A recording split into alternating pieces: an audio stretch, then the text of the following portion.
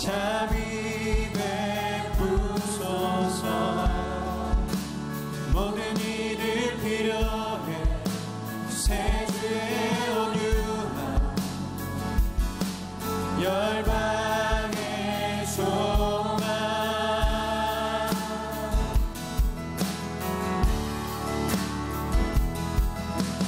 예수 산을 옮기시니 내주는 능력의 주, 그는 구원의 주, 영원한 구원의 창조자, 사망을 이기시고 예수 부활했네.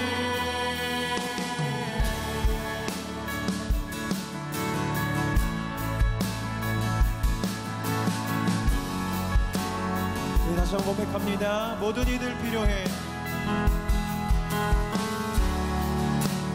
모든 이들 필요해. 완전한 주 사랑 자비 베푸소서. 모든 이들 필요해 구세주의 온유함 열방의 소망.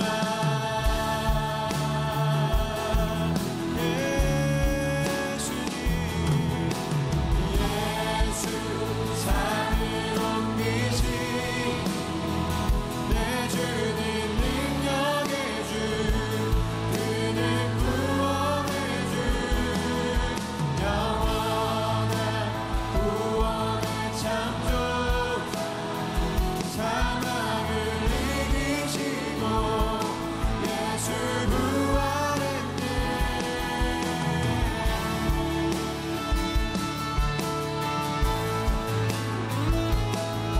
그는 우리의 빛이시며 우리의 구원이십니다. 다시 한번 찬양합시다. 내 실패와 두려움, 실패와 두려움 주 받아주소서. 날 채우소서. 삶을 주께 드려 온전히 주 따르리 주께 순종해.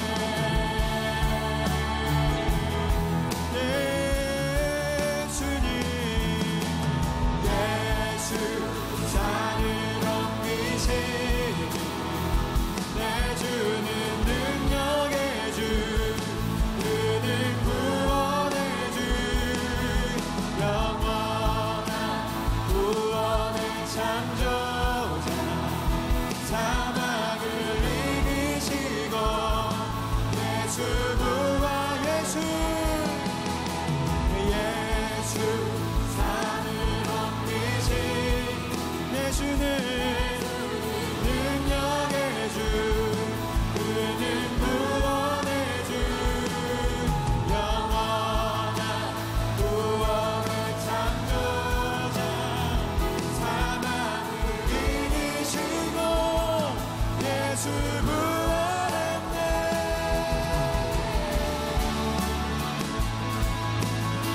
오늘 이 말씀을 통해 알게 될 것입니다. 하나님은 빛이십니다. 그 빛 가운데 우리는 죄를 이길 수 있음을 고백합시다. 비추소서 비추소서 주님의 빛을 찬양해.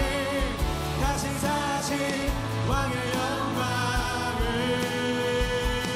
예수 비추소서 주님의 빛을 찬양해. 다시 사신 왕의 영광을 비추소서 비추소서 주님의 빛. 할렐루야 할렐루야. 다시 사신 왕의 영광 내 삶의 주의 빛을 비추소서 비추소서 주님의 빛을 찬양해. 다시 사신 왕의 영광 비추소서 비추소서 주님의 빛을 찬양해. 다시 사신 왕의 영광을 예수 비추소서 주님의 빛을 사랑이 다시 사신 왕의 영광을 예수 산을 엎기신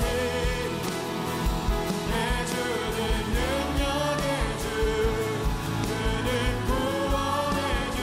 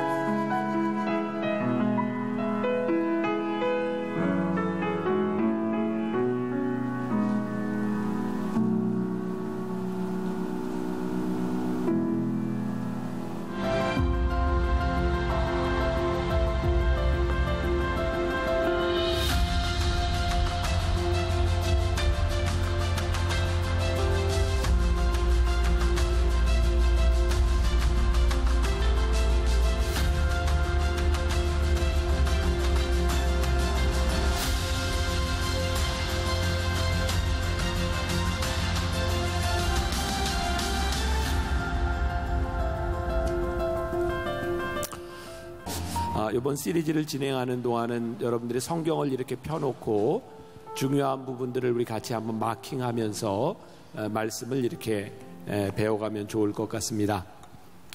지난주 말씀의 제목을 혹시 기억하시나요? 사랑의 능력으로 우리가 뭐 할 수 있어요? 기뻐할 수 있습니다. 근데 오늘 말씀의 제목은 어쩌면 잘 어울리지 않는 것 같을 수도 있어요. 사랑의 능력으로 죄를 고백하십시오. 죄가 우리들에게 어떤 관계가 있는가, 이런 말씀을 나누게 될 거고요. 제가 요한일서 말씀을 이렇게 쭉 묵상하고 설교를 준비하면서 주제는 명확해요. 하나님의 사랑에 대한 부분이거든요. 그런데 말들이 쉽지를 않습니다. 옛날 중고등학교 다닐 때 선생님들이 독서 100편이면 의자현이라 이런 말을 하셨는데, 여러 번 읽으면 뜻이 스스로 나타난다, 이런 말이에요. 아마 여러분들이 이 말씀을 좀 묵상하면서 이 뜻이 여러분들에게 좀 명확히 새겨졌으면 좋겠다, 이런 생각 가지고 있고요. 오늘 말씀의 제목은 사랑의 능력으로 죄를 고백하십시오라는 제목입니다. 지난 주간에 제가 목사님들하고 이렇게 식사할 수 있는 만남이 있었습니다. 그때 한 목사님이 아들이 지금 미국에서 유학을 가서 공부를 하고 있는데 아들에게 이렇게 전화를 한 것 같아요. 아들아, 뭐 필요한 거 없니? 그랬더니 아들이 문자를 보내왔어요. 딱 한 글자, 돈. 근데 그 문자를 보는 순간 아빠가 화가 좀 나더래요. 아무리 아들이지만 이렇게 딱 한 글자로 돈. 근데 뭐 아들처럼 화낼 수는 없고, 그래서 아빠도 답장을 했대요. 나도. 그 얘기를 듣고 있던 한 아버지, 다른 목사님이 이렇게 이야기를 하더라고요. 한 아들은, 그 목사님의 아들이 둘인데, 한 아들은 미국에 있고 한 아들은 한국에 있어요. 미국에서 태어난 아들이라 미국 시민권을 가지고 있는 아들인데 크리스마스 때 아무런 연락이 없더래요. 그래서 목사님이 아들 둘한테 문자를 보냈대요. 너희들은 크리스마스인데 아빠한테 인사도 없냐? 그랬더니 미국에 있는 아들이 바로 카톡으로 보내왔대요. 영어로 메리 크리스마스. 그리고 한국에 있는 아들은 한글로 메리 크리스마스. 그게 끝. 그래서 굉장히 마음 상한 아버지의 이야기. 남의 얘기 같지 않더라고요. 우리 애들도 아빠한테 전화를 가끔 해요. 아빠, 엄마 바꿔주세요. 마음 상한 아빠의 이야기. 사귐이라고 하는 것은 무엇일까? 하나님은 우리들과의 사귐을 갖기를 원하세요. 근데 이 사귐이 어떤 면에서 보면 도식적이고 형식적일 수도 있는 것 같아요. 오늘 말씀을 시작하면서 이 사귐이라고 하는 말은 교리가 아니다, 이 말에 여러분들이 좀 주목했으면 좋을 것 같아요. 하나님이 원하시는 것은요, 우리들이 교회에서 배우는 어떤 교리, 지식이 아니라 하나님이 우리와 인격적인 사귐을 갖기를 원하세요. 굉장히 중요한, 그러니까 여러분들이 요한일서를 묵상하면서 사귐이라고 하는 말이 나올 때는 여러분들에게 표시를 하고 보는 게 좋을 것 같아요. 오늘 주보에 여러분들 앱에 보면 이제 또 책 소개하는 게 하나 있는데, 김형석 교수가 쓴, 이미 이제 100세가 다 되는 분이죠. 연세대 명예교수로 있는 분인데, 어떻게 믿을 것인가 라고 하는 책에 칼 힐티라고 하는 기독교 사상가에 대한 이야기가 나와요. 그 사람은 이렇게 얘기를 합니다. 어린 아이들에게 절대로 교리를 가르치지 마십시오. 어린 아이들에게는 그냥 오로지 예수님에 대해서 이야기해주고 예수님이 하신 말씀만을 들려주십시오. 그러면 됩니다. 우리는 예수님의 말씀보다는 교회에서 지켜야 될 교리들, 이런 것들을 배워가면서 우리들이 크리스찬이다라고 착각할 때가 있는 것 같아요. 여러분, 우리들이 누군가 사귀기 위해서는 그 사람에 대한 올바른 지식이 필요해요. 그러니까 오늘 하나님과의 사귐이 있기 위해서는 하나님에 대한 정확한 지식이 필요한 거죠. 자, 오늘 말씀 5절을 보세요. 5절. 자, 우리 같이 한번 봉독해 볼까요? 우리가 그에게서 듣고 너희에게 전하는 소식은 이것이니 곧 하나님은 빛이시라. 여러분, 이렇게 하이라이트를 해놓으세요. 이 요한일서에서 이 빛이라고 하는 것은 굉장히 중요한 의미를 가지고 있어요. 하나님을 뭐라고요? 하나님은 빛이시라. 그에게는 어둠이 조금도 없으시다는 것이니라. 그러니까 우리들이 하나님과 사귐을 갖기 위해서는 하나님에 대한 명확한 지식이 필요한데, 하나님은 뭐라고요? 빛이시다. 아마 여러분들도 앞으로 삶을 살아가는데 이건 좋은 지혜가 될 것 같은데, 이 인간관계라고 하는 것은 굉장히 중요한 일이거든요. 누구와의 만남을 가진다는 것. 저는 개인적으로 처음 만나는 사람이 있을 때 그 사람에 대해서 정보를 많이 조사를 해가지고 갑니다. 대화를 하기 위해서, 실수하지 않기 위해서. 때로 이렇게 유명인이면 네이버를 통해서 그 사람에 대한 양력 같은 것도 쭉 이제 조사를 해줘. 그래야 대화가 됩니다. 또 제가 가끔 이제 외부에 이렇게 집회를 나가게 되면 교회에서 저에게 연락을 하거나 저희 부속실로 연락을 해요. 목사님이 좋아하는 음식은 뭡니까? 저에게 맞추려고 하는 거죠. 나에게도 그런 전화가 올 때가 있어요. 목사님 좋아하는 음식이 뭐예요? 그럼 제가 솔직히 얘기해요. 솔직히 얘기해 달래요. 그럼 제가 좋아하는 음식을 이야기합니다. 제가 좋아하는 거는요, 떡볶이, 오뎅, 순대, 만두 이런 걸 좋아합니다. 그렇게 얘기를 하고 나는 한 번도 집회 가서 그런 걸 먹어본 적이 없어요. 제가 종종 궁금한 거예요. 아니, 좋아하는 게 뭐냐고 물어주고 사주는 건 자기들이 사주고 싶은 걸 사줘요. 우리가 하나님과의 사귐에 있어서요, 보세요. 하나님이 어떤 분이신가를 아는 것이 우리들에게 굉장히 중요한데, 우리는 하나님에 대하여 안다고 하지만 사실은 우리들이 원하는 대로 하나님과의 사귐을 가지려고 합니다. 그러니까 오늘 하나님께서 우리들에게 아주 중요한 사귐에 대한 말씀을 하고 계시는데 뭐냐면, 하나님은 빛이시라. 그러니까 빛이신 하나님을 우리들이 알아야 하나님과의 올바른 사귐 가운데 들어가는 거죠.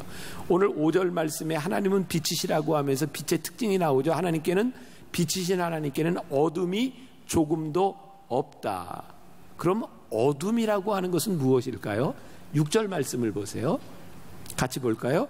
만일 우리가 하나님과 사귐이 있다 하고 어둠에 행하면 거짓말을 하고 진리를 행하지 아니함이거니와.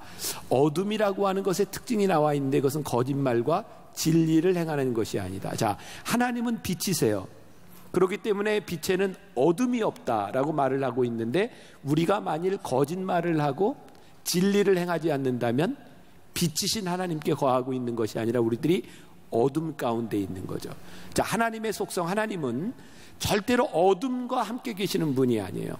하나님은 빛이시기 때문에 거짓이 없고 진리를 행하시는 분이라는 뜻이죠. 그러니까 오늘 우리들이 거짓과 진리가 우리들 가운데 없다면 우리는 어둠 가운데 있는 것이다. 또 여기와 연관지어서 7절 말씀을 보세요. 자, 그가 빛 가운데 계신 것 같이 우리도 빛 가운데 행하면 우리가 서로 사귐이 있고 그 아들 예수의 피가 우리를 모든 죄에서 깨끗하게 하실 것이요. 하나님이 빛이신데 우리들이 빛 가운데 있으면 우리가 서로 사귐이 있고 예수의 피가 우리를 모든 죄에서 깨끗하게 하실 것이요. 근데 제가 말씀을 묵상하면서 보니까 어떤 게 먼저인지 잘 모르겠어요. 예수님과 하나님의 빛 가운데 있기 때문에 예수의 피로 우리가 깨끗해지는 것인지, 아니면 예수의 피로 깨끗해졌기 때문에 우리가 빛 가운데 있는 것인지 순서가 명확하지는 않지만 분명한 것은 뭐냐면 빛과 예수의 피로 깨끗해짐은 굉장히 동일한 의미를 가지고 있다는 거예요. 자, 여러분들이 저와 함께 이제 지난주부터 요한일서 말씀을 이렇게 묵상하면서 어떤 단어에 주목해야 되냐면 계속해서 대비되는 게 있어요. 빛과 어둠이라는 거예요. 그러니까 여러분들이 말씀을 묵상하면서 빛이라는 단어와 어둠이라고 하는 단어가 나올 때는 표시를 하면 이해하는 데 도움이 많이 될 거예요. 또 한 가지 대비가 되는데 죄라고 하는 것과 구원이라고 하는 것이 계속해서 대비되고 있다는 거예요. 요한일서는 굉장히 짧은 말씀 가운데 하나인데 이 요한일서에 죄라고 하는 단어가 20번을 등장하고 있습니다. 그러니까 요한은 하나님의 사랑과 더불어서 죄에 대하여 아주 심각하게 다루고 있다는 거죠. 자, 정리합니다. 죄의 문제를 해결하지 못한 사람들에게는 구원의 확신이 없어요. 구원의 확신이 없는 사람이 하나님을 믿는다? 거짓말이에요. 죄의 문제를 해결하지 않으면 하나님과의 사귐이 없어요. 하나님과의 사귐이 없는 사람에게는 하나님을 전하고 싶은 열망도 없어요. 그러니까 여러분들 속에 뭐가 참이고 거짓인지를 우리들이 구별할 필요가 있어요. 많은 사람들이 지금 한국 교회를 바라보면서 위기다, 위기다, 위기라고 하는 말을 많이 합니다. 왜 그럴까? 이 교회 안에 하나님과의 올바른 사귐이 없기 때문이죠. 2015년도에 나온 책, 미국에 있는 김영복 목사님이 그 원로와의 대화를 통해서 지금 옆에 우리 할렐루야 교회 은퇴하신 김상복 목사님 그 인터뷰한 내용을 실었는데 이런 말이 있어요. 짧아요. 예배는 있으나 영성은 없고, 인물은 있으나 인격은 없다. 건물은 있으나 교회는 없고, 명성은 있으나 존경은 없다. 이것이 오늘날 교리로 가득 찬 사귐이 없는 교회의 문제이다.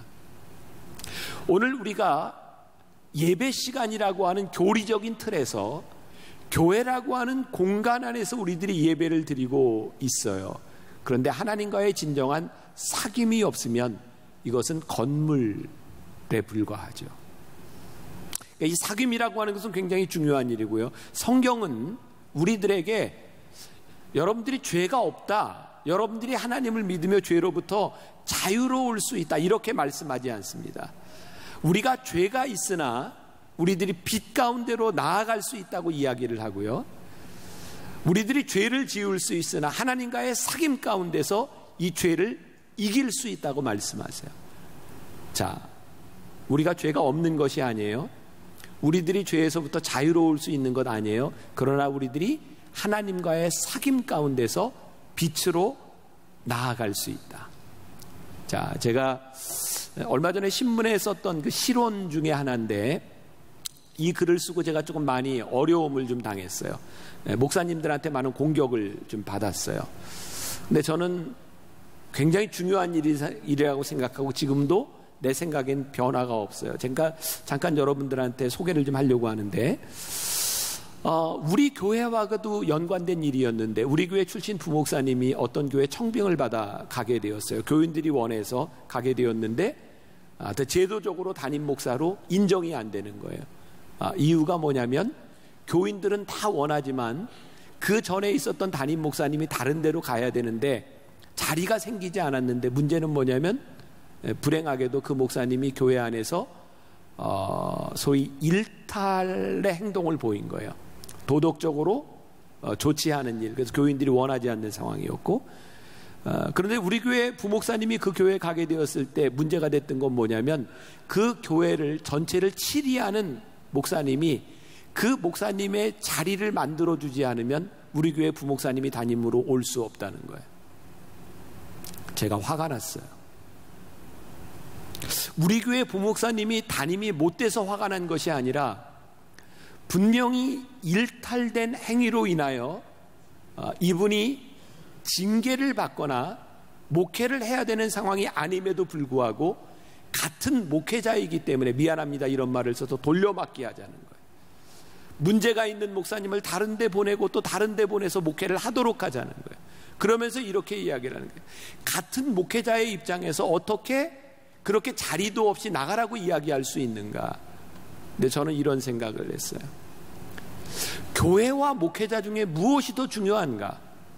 그리고 진짜 중요한 것은 우리들이 성적으로 어떤 경제적으로 일탈의 행위를 이렇게 보였을 때에 단순한 용서가 아니라 치료의 시간들과 그것이 고쳐지는 아픔들이 필요한데 우리들은 그것을 감수하려고 하지 않는다는 거예요. 우리들에게는 죄를 바라보는 두 가지 시각이 필요하다고 생각해요. 하나는 용서고, 하나는 그 죄를 해결하기 위한 무거운 가치에 대한 부분이에요. 저는 징계를 주장하자고 하는 것이 아니라, 값싼 은혜가 아니라 그것을 해결하기 위해서 얼마나 값비싼 하나님의 은혜가 필요한지를 우리들이 경험하지 않으면 죄는 또 반복된다는 거예요.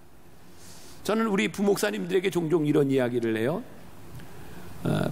자꾸 우리의 죄가, 실수가 반복되는 순간 그것은 더 이상 실수가 아닙니다. 그것은 습관이고 그것은 죄입니다.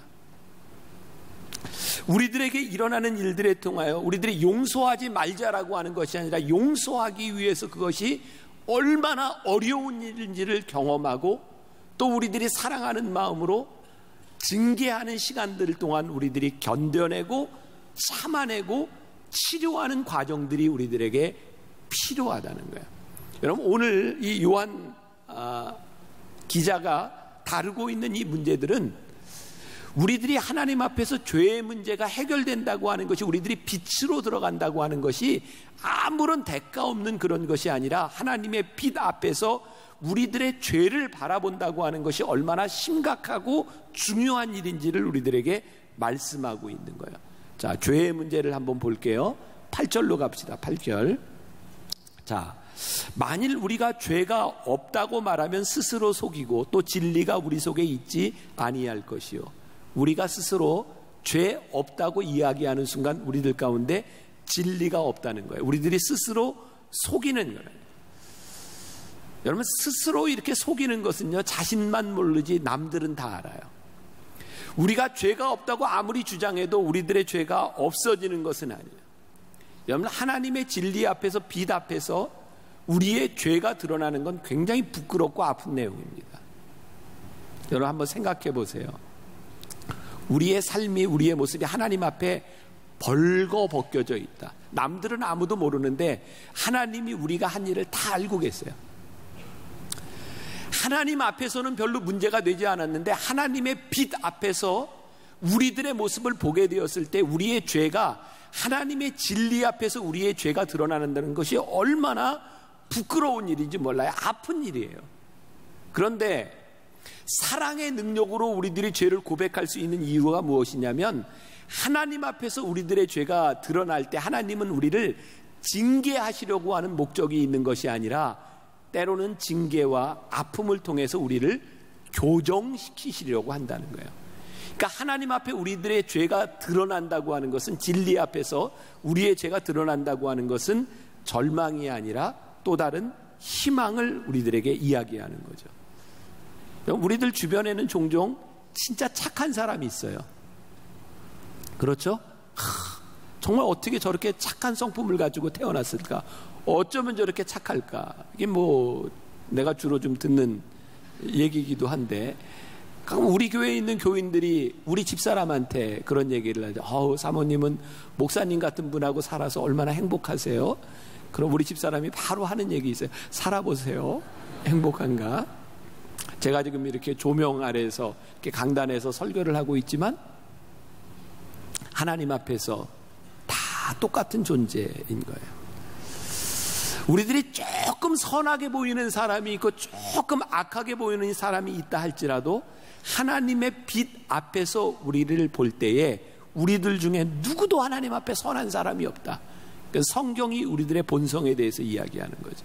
지난 주간에 우리나라 통일 문제와 또 북한 핵 문제를 가지고 전문가들과 함께 좀 이야기하는 시간이 있었어요. 북한에 대한 저 핵 문제를 우리들이 어떻게 대처하는 게 옳은가, 교회는 어떤 태도를 취해야 되는가, 이런 문제를 가지고 이렇게 논의하는 시간이었는데, 여러분, 군사 전략 그 전문가들 중에요 90% 이상이 인간은 악하다고 본다는 거예요. 그래서 북한의 핵 문제를 해결하는 대부분의 그 견지하는 자세가 뭐냐면, 핵은 핵으로밖에 해결할 방법이 없다는 거예요. 그런데 10%의 선서를 생각하는 사람들은 평화적으로 우리들이 인도적으로 해결할 수 있다고 생각하지만 그런 일들은 인류 역사상 별로 나타나지 않는다는 거예요. 여러분, 세계 1차 대전과 2차 대전을 지나면서 우리 인간의 실존주의가 적나라하게 드러났죠. 우리 인간들이 느낀 건 뭐였어요? 절망이었어요. 인간의 죄성이었어요. 사람들이 저렇게 전쟁을 일으키며 저렇게 수많은 사람들을 죽일 수 있다는 것에 대해서 인간은 철저하게 절망했어요. 그게 인간의 모습이에요. 우리 인간들에게 이 죄성이 있다고 하는 것은 우리들이 부인할 수 없는 문제이고 우리들 본성에 대한 문제인 거죠. 자, 우리들에게 이제 숙제가 주어진 거예요. 어떻게 이 죄의 문제를 해결할까? 오늘 말씀을 통해 깨닫게 되는 것, 첫 번째, 우리들이 믿어야 되는 것이 있어요. 뭐냐면 어두움을 몰아내는 빛의 능력을 우리들이 믿는 거예요. 여러분들이 요한일서에 보면은 사랑이라고 하는 말과 빛이라고 하는 이 속성에 대한 것들이 계속해서 나오고 있는데, 중요한 것은 사랑보다 빛이 먼저라는 거예요. 하나님의 빛이 우리들에게 비춤으로 인하여 우리들의 사랑을 행하는 자가 됩니다. 사랑을 행함으로 빛이 오는 게 아니에요. 여러분, 우리들의 죄성, 빛이 우리들 속에 들어올 때 우리들이 비로소 사랑을 행하는 자가 되고, 하나님의 빛이 우리들 속에 비치기 시작할 때 비로소 영광과 거룩과 진리를 우리들이 보게 되는 거죠. 빛이 우리들 속에 없으면 심각한 문제가 있는데, 그게 뭐냐면 우리들 속에 있는 욕망의 지배를 받는다는 거예요. 여러분, 우리 인간들의 욕망, 우리들이 하고 싶은 대로 이렇게 살아가는 것이 왜 불행한지 아세요? 우리의 욕망은 끝이 없을 뿐만 아니라 우리의 욕망은 늘 가변적이에요. 그래서 죄를 가진 우리 인간들의 욕망은 절대로 채워지지 않습니다. 여러분들 경험해 보세요. 여러분들 시대에 이렇게 살아가는 시기마다 이 문제만 해결되면 될 것 같다고 생각했지만, 그것으로 여러분들의 이 문제가 절대로 해결되지 않습니다. 그 문제가 해결되면 또 다른 문제들이 있어요. 우리의 욕망들은 또 다른 욕망들을 낳게 되죠. 2015년에 그 조선일보의 Y라고 하는 섹션에 그 삼성전자 디자인 전무인 이돈태 씨가 글을 그 인터뷰한 내용이 나오더라고요. 거기에 이 디자이너들에게는 두 가지가 필요하대요. 하나는 경영자를 설득해야 되고, 하나는 소비자를 설득해야 되는 그 역할이 디자이너에게 중요하답니다. 그런데 소위 커피 이론이라고 하는 게 있는데 들어봤을 거예요. 어떤 사람이 이제 커피를 런칭하는데 소비자들 조사를 다 해보니까 소비자들이 뜨거운 커피를 좋아한다는 의견을 듣고 이제 뜨거운 커피를 런칭하는 거예요. 그런데 주변에서 어떤 소리가 들리냐면 아이스 커피를 좋아하는 사람도 있다는 얘기가 들려요. 그래서 고민하다가 미지근한 커피를 내놔요. 그랬더니 뜨거운 커피를 좋아하는 사람도 안 사 먹고 차가운 커피를 좋아하는 사람도 안 사 먹어서 망하는 거예요. 그 이야기를 하면서 그럼 디자인에 굉장히 중요한 게 뭐냐? 소신이라는 거예요. 전 이 글을 읽다가 우리들의 신앙에 대한 문제가 이렇게 대비가 되는 것 같았어요. 우리들의 욕망에 대한 문제가 뭐냐면, 우리들의 인간의 욕망들은요, 끊임없이 자기 속의 소리들을 듣는데 그것이 분별할 능력이 있는 것이 아니라 욕망의 소리가 계속해서 변하는 소리를 듣는다는 거예요. 그래서 욕망의 소리를 듣고 열심히 일을 하잖아요. 문제는 그 열심히 일한 욕망으로 인하여 우리들에게 만족이 오지 않는다는 거예요. 그래서 늘 불행합니다. 욕망을 따라 살아가면 불행한 거예요. 왜? 채워지지 않으니까. 그래서 성경은 오늘 우리들에게 뭐라고 얘기하냐면, 우리들 속에 있는 욕망, 우리들의 죄가 하나님의 빛 앞에서 드러나야 된다는 거예요. 하나님의 빛 앞에서 우리의 욕망이 무엇인지를 보아야 우리들이 올바로 살아갈 수 있다는 거예요. 여러분들 집에서 가끔 청소해요, 안 해요?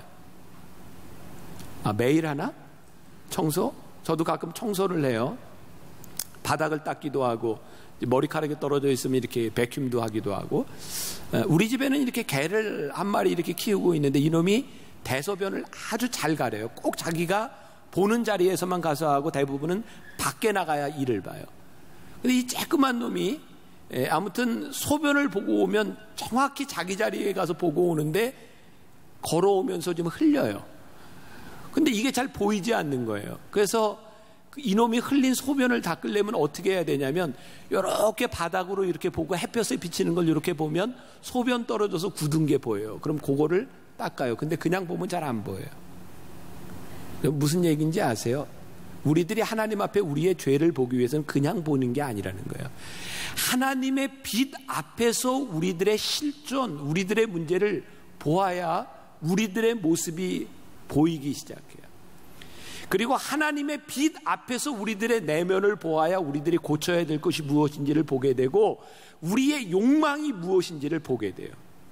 이번 요한일서를 보는 동안 하나님의 사랑과 하나님의 빛 앞에서 우리들의 모습을 적나라하게 보는 것, 그것이 우리의 죄의 문제를 해결할 수 있는 방법이라고 하는 것을 오늘 우리들이 알아야 돼요. 앞으로도 계속 말씀을 나눌 거예요. 자, 두 번째, 우리 그리스도인들이 어둠 가운데 있을 수 있다고 하는 것을 인정하자는 거예요. 자, 6절 말씀 보세요. 6절 말씀 다시. 만일 우리가 누구예요? 요한이 이야기하고 있는 요한 공동체 교회에 있는 사람들입니다. 우리가 하나님과 사귐이 있다 하고 어둠에 행하면 거짓말을 하고 진리를 행하지 아니함하거니와. 요한의 공동체 교회 안에도 하나님을 믿는데 사귐이 있다고 하는데 어둠 가운데 거하는 자들이 있었던 거예요. 그러니까 여러분, 우리들이 신앙생활하고 있는 이 믿음의 공동체에서 우리가 절대로 완전하지 않으며 우리들이 신앙생활을 하면서 우리들이 어둠 가운데 있을 수 있다고 하는 것을 인정하는 것이 필요하다는 거예요. 이 중에 누군가는 지금 어둠 가운데 있을 수도 있어요. 그게 나일 수도 있고 여러분일 수도 있는 거죠. 은퇴하신 홍정길 목사님이 뉴스앤조이라고 하는 신문에서 이런 인터뷰를 냈어요.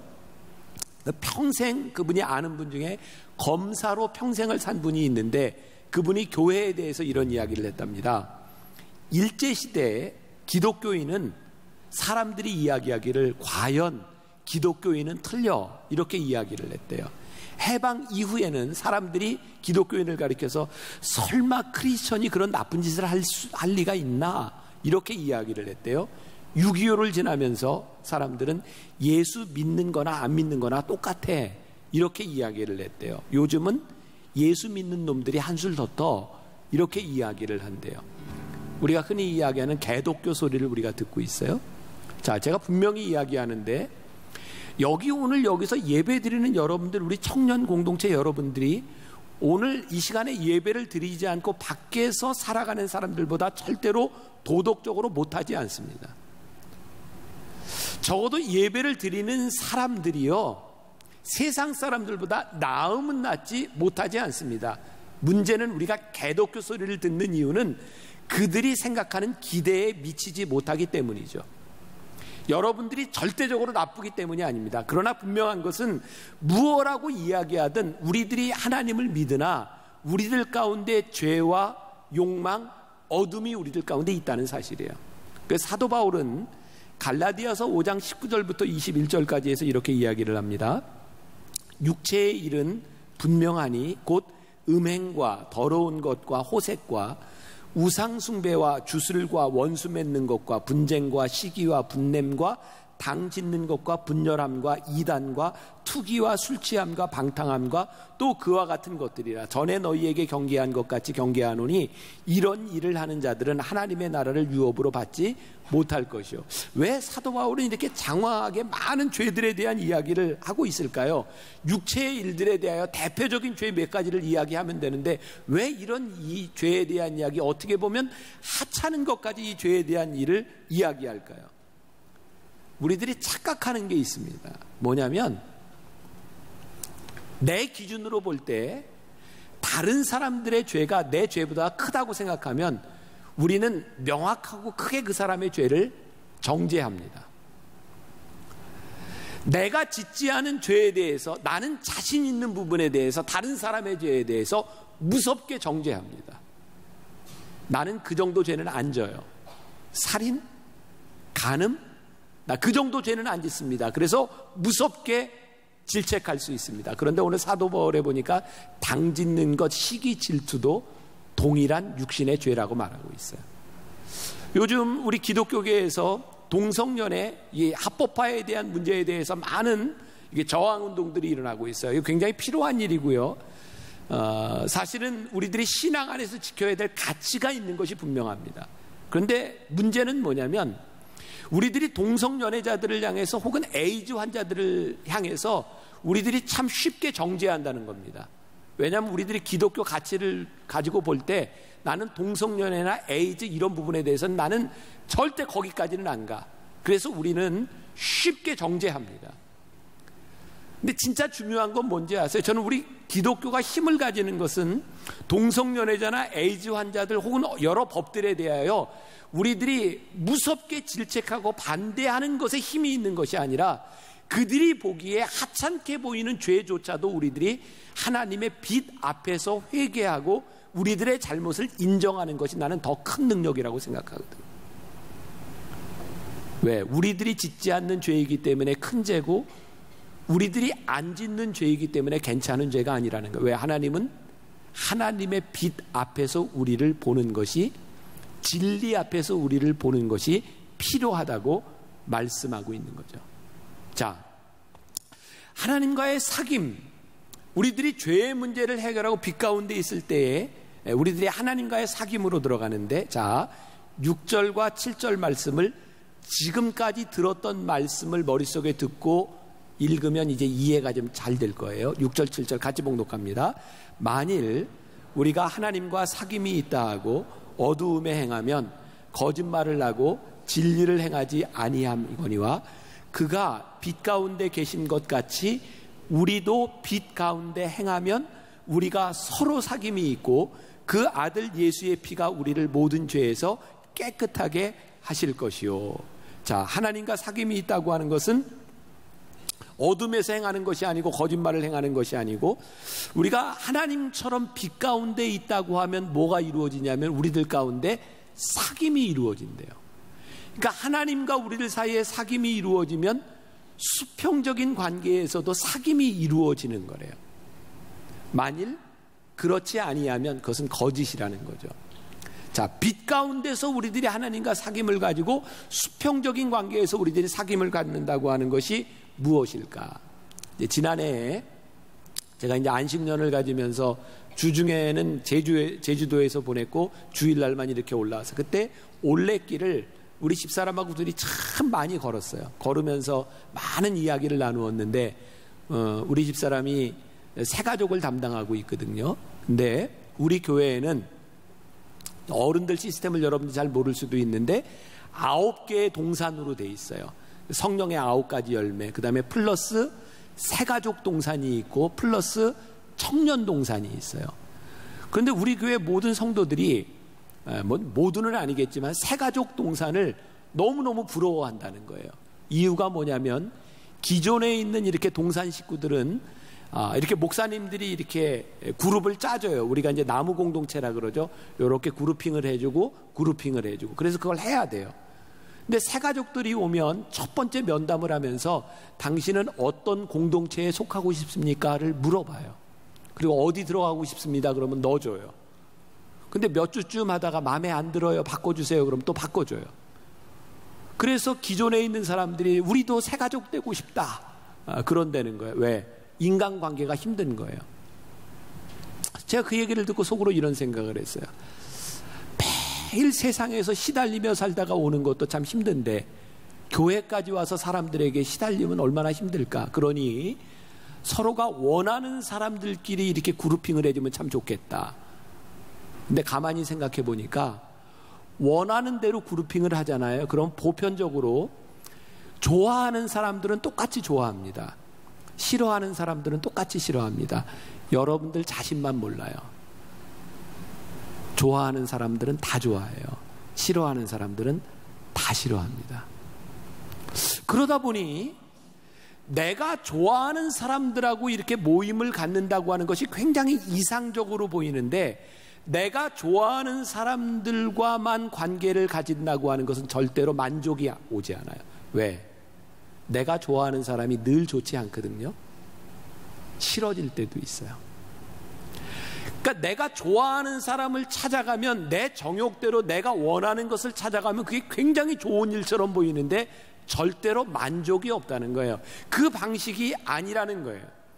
그럼 우리들이 어떤 사람과 사귐을 가져야 되냐면 하나님과의 사귐을 통해서 우리들이 사귐을 가져야 되는 사람이 누구인가를 보게 되고 그 사람들과의 사귐을 통하여 우리들이 진정한 만남을 가지게 되는 거죠. 여러분들 성경에 보면 바리새인들과 사두개인들, 죄인들, 바리새인들은 늘 그룹핑을 했어요.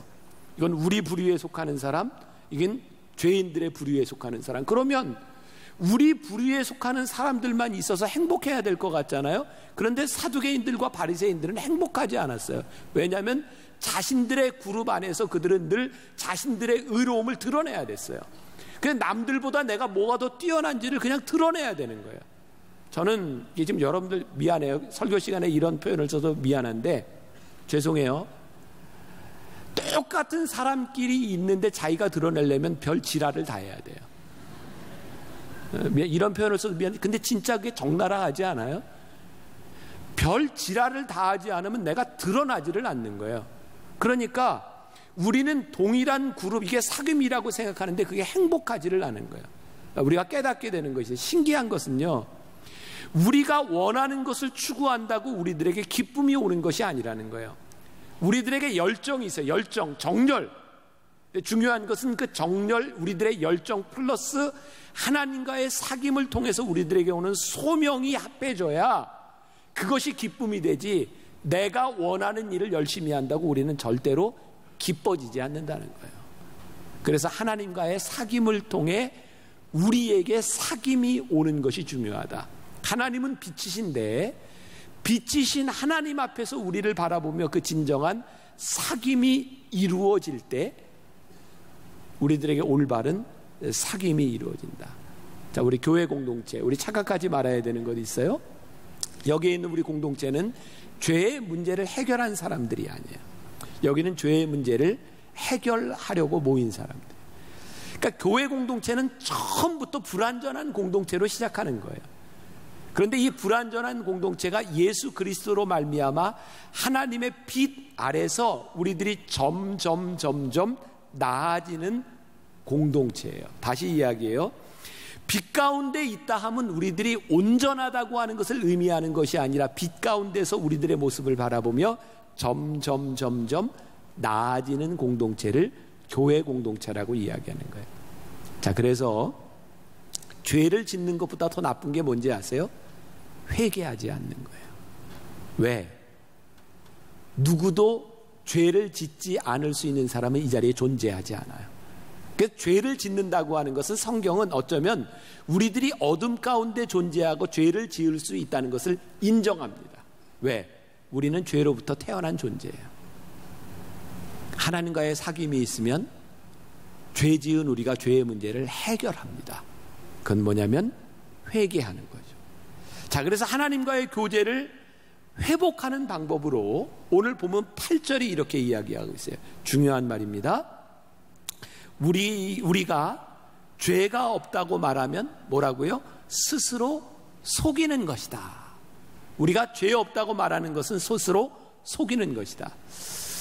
우리들이 가끔 성선설을 주장하는 사람이 있죠. 어떻게? 우리는 선한데 환경 때문에 나빠진다는 거예요. 저는 이 말에 동의하지 않아요. 우리가 정말 선한 사람이라면 환경을 이겨야 됩니다. 근데 우리는 환경을 이길 만한 능력이 없어요. 왜요? 우리는 죄성을 가지고 있기 때문에 그래요. 그래서 다윗이 시편 51편 5절에서 이렇게 고백하고 있죠. 내가 죄악 중에서 출생하였으며 어머니가 죄 중에서 나를 잉태하였나이다. 다윗과 같은 성군이 자기를 바라보며 고백하는 게 뭐예요? 내가 죄악 중에서 출생하였고 어머니가 죄 중에서 나를 잉태하였다. 그게 다윗의 고백이에요. 우리가 죄덩어리인 거예요. 죄덩어리. 여러분들의 문제일 뿐만 아니라 여러분들의 부모에서부터 우리들이 물려받은 죄에 대한 문제. 그런데 우리 인간들이 착각하고 있죠. 죄를 짓지 않으면 죄인이 아니라고 생각한다는 거예요. 여러분, 우리가 죄를 지어서 죄인인가요? 죄인이기 때문에 죄를 지을까요? 죄인이기 때문에 죄를 짓는다. 이게 성경의 증언이에요. 그러니까 여러분, 우리가 죄를 짓고 하나님 앞에서 부끄러운 우리의 모습을 가지는 것을 인정하자는 거예요. 왜? 저나 여러분들이나 이 죄 앞에서 떳떳할 수 있는 사람은 아무도 없는 거예요. 단지 우리는 죄를 들키지 않으면 된다고 생각하지만 하나님 앞에서 보면 사람들에게 들키지 않은 죄조차도 너무너무 무섭고 부끄러운 거죠. 하용조 목사님이 쓴 예수님과의 사귐이라고 하는 책에 보면 이렇게 되어 있어요. 아주 격하게 공감할 것 같아요. 아니, 이 얘기를 듣고 격하게 공감하세요. 무식한 사람은 무식하게 죄짓고 유식한 사람은 유식하게 죄짓는 차이밖에 없습니다. 공감 안 되세요? 지성적인 사람이라면 더 기술적으로 죄를 짓습니다. 그 껍데기에 가면을 벗으면 누구든지 죄인입니다. 이것을 인정해야 합니다. 이를 인정하지 않으면 구원의 확신이 없습니다. 예수 그리스도가 필요 없습니다. 저는 여러분들보다 조금 고상하게 죄를 짓습니다. 부부싸움을 해도 보통 사람처럼 그렇게 안 싸우고 우리는 아내하고 부부싸움 할 때 잠깐 얘기 좀 하지. 그리고 커피 타놓고 싸워요. 조용히.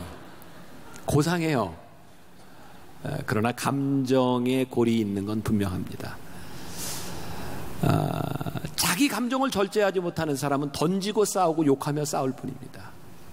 우리의 감정의 문제, 죄의 문제 다 동일하다.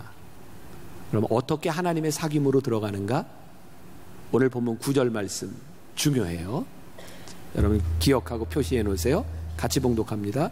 만일 우리가 우리 죄를 자백하면 그는 미쁘시고 의로우사 우리 죄를 사하시며 우리를 모든 불의에서 깨끗하게 하실 것이요.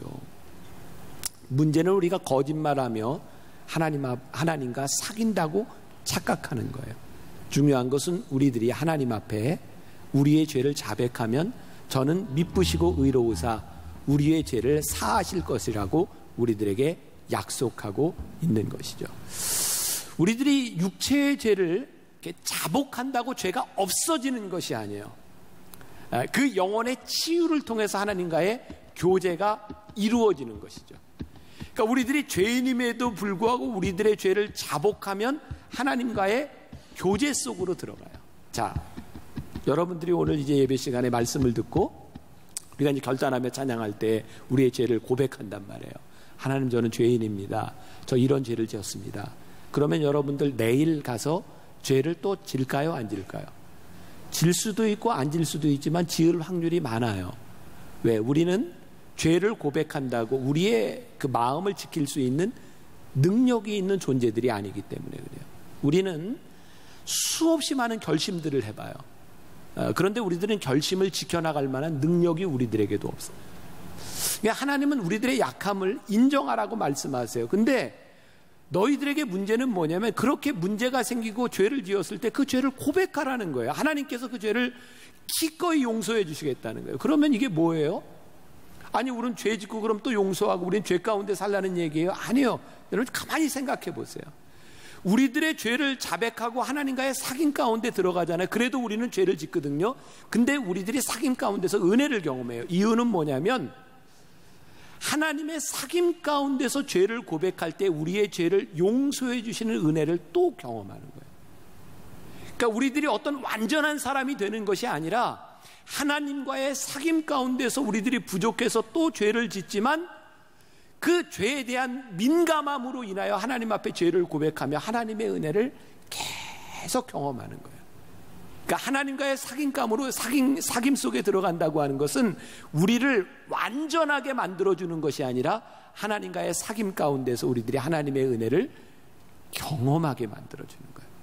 저는 오늘 이 말씀을 이렇게 묵상하고 준비하다가 굉장히 저에게 놀라운 사실이었어요.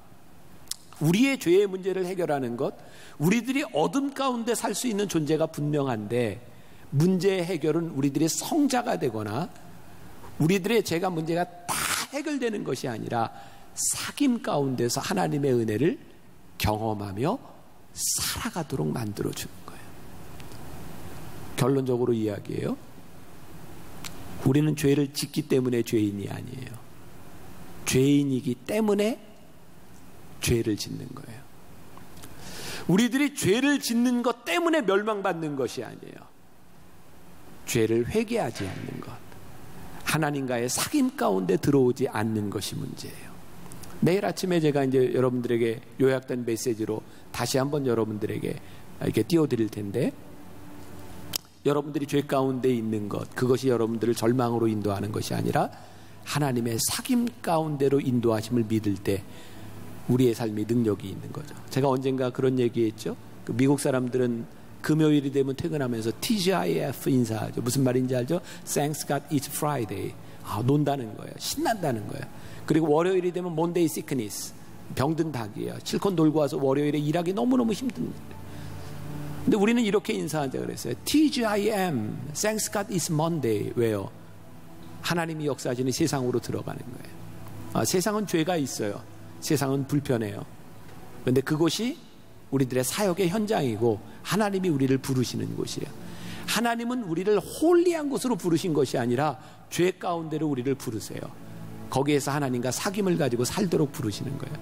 그러니까 여러분, 세상으로 나가는 것을 너무 두려워하지 말라 이 말이에요. 우리를 유혹하는 세상에 살아가는 걸 너무 두려워하지 말라 이 말이에요. 우리들이 그렇게 깨끗하게 살아갈 수 있는 존재가 아님에도 불구하고 우리들이 하나님의 능력을 믿는 거예요. 우리의 죄를 회개하면 하나님이 우리를 깨끗하게 해주신다.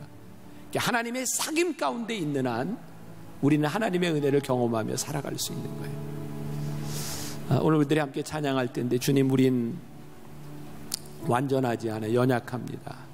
주님, 우린 때로 실수합니다. 그러나 완전하신 주님을 우리들이 믿기 때문에 주님의 은혜를 구하며 나아갑니다. 우리 찬양할 때 여러분 한번 깊이 여러분들 기도했으면 좋겠어요. 하나님, 우리 부족합니다. 그러나 하나님 우리를 붙잡아 주셔서 하나님과의 사귐 가운데서 우리들이 끝까지 이 은혜의 줄을 놓지 않고 살아가게 하여 주옵소서.